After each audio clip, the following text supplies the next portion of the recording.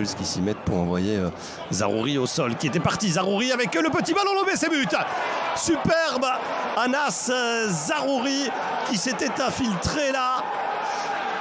Derrière cette défense, dans le dos de cette défense, Trudonner et de Leisner notamment. Le geste est subtil. Et on a fait monter de la taille évidemment du côté anversois, notamment Avenatti. Ça arrive de nouveau en première zone. Ici peut-être le but, oui. L'ouverture du score du Berscott et j'ai l'impression que c'est Konstantopoulos, c'est le jeune joueur grec, oui. C'est lui qui ouvre le score pour le Berscott. C'était sa première titularisation depuis le mois de septembre et il en profite.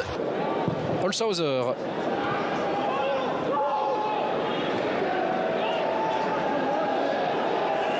Dompe. Et là il y a peut-être un contre à jouer. Qui trouve Kuteza. Kuteza qui peut décaler. Kuteza pour l'égalisation. Kuteza, c'est goal. L'égalisation de Derek Kuteza. Zulte Waregem qui sur sa première véritable possibilité revient dans cette rencontre. À quelques minutes de la pause, Zignogano peut-il mettre Zulte Waregem aux commandes? Zignogano. Et c'est 1-2 pour Zulte Waregem. 12e but de la saison de l'attaquant belge qui permet à Zulte de redresser la situation. Bel appel de Coles là, qui quitte sa position de back droit pour venir dans cette balle plein axe. Coles, il peut céder ça à Denève. Denève, c'est 1-3. Dion Denève qui inscrit son 2e but de la saison et qui permet à Zulte Waregem de faire 1-3. Javier Torrente a vu les mêmes choses que nous, hein. Que ça n'allait pas avec Holshouser. Attention ici, c'est Baoui. C'est Baoui, sa première touche de balle. Il trouve Nobissi. Nobissi qui peut frapper. Ah, le crochet de trop peut-être. Et le goal 2-3. Le Berscott revient dans cette rencontre. Et si on allait encore avoir droit à quelques belles minutes dans cette fin de partie. Réduction de l'écart. Le jeune joueur belge, Ilyas Sebaoui, va-t-il permettre au Berscott de prendre un point? Sebaoui marque, c'est 3-3. Égalisation du Berscott dans ce temps additionnel sur penalty. Quel match! Quel retournement de situation!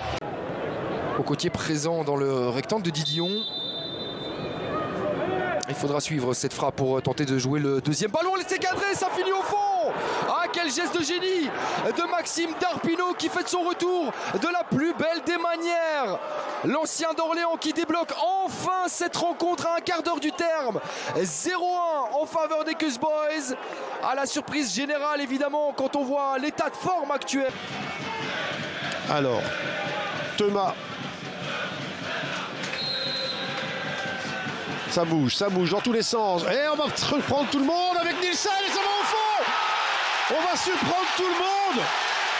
Tous les grands formats s'attendaient à une balle aérienne, mais qu'est-ce que c'est génialement joué. Je le répète, l'union est surprenante à tout moment.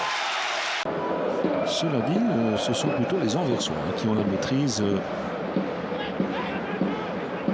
Dans cette rencontre, regardez précisément la possession de balle, même si ça ne veut pas toujours dire grand-chose. Il est à l'avantage des Anversois. Youssouf tente une frappe et c'est au fond. L'ouverture du score, malgré tout, pour l'Antwerp. 2 ou 3 minutes après le pénalty loupé, c'est Youssouf. Personne n'a attaqué Youssouf. Et Bolat est battu. Ça fait finalement 0-1. Puis avec Dragus, on s'attend toujours à une petite fantaisie. Hein. La fantaisie, elle est venue du pied gauche de Donum. Ici en retrait, c'est pas mal fait. Il gêne un peu là, monsieur Van Henries. Mais Dragus fait le tour de tout le monde. Et Cafaro, c'est bon. Deuxième but déjà aussi pour lui, comme Mémo. Les nouveaux venus font connaissance avec leur nouveau public. En tout cas, vraiment pour lui, l'ancien joueur de Reims. Biker.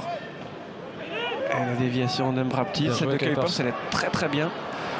Ah, ça, c'est un peu dans le dos de Schfett.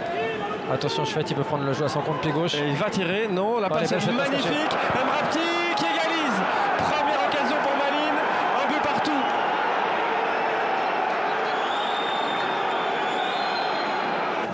Le quatrième arbitre. En attendant, Malines progresse. Attention, pied gauche encore.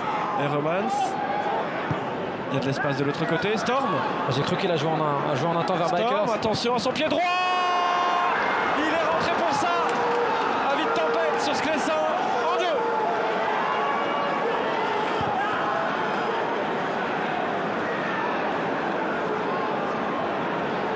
Matsritz. Dost, déviation, Christophe Dan. Oula, qui se loupe complètement. Watanabe qui laisse Van Aken passer devant lui. Radovanovic qui rend le ballon à Matsritz. Appuie Van Aken. Ouais, il n'y a pas de hors-jeu parce que Watanabe était en couverture de Ketelaar. Est-ce qu'il peut aller au bout? Oui. Assist pour Charles de Ketelaar et but de Bas Dost. C'est allé très vite du côté brugeois. Alors évidemment, tout un stade qui se tait. Il n'y a pas de supporters de Bruges ici.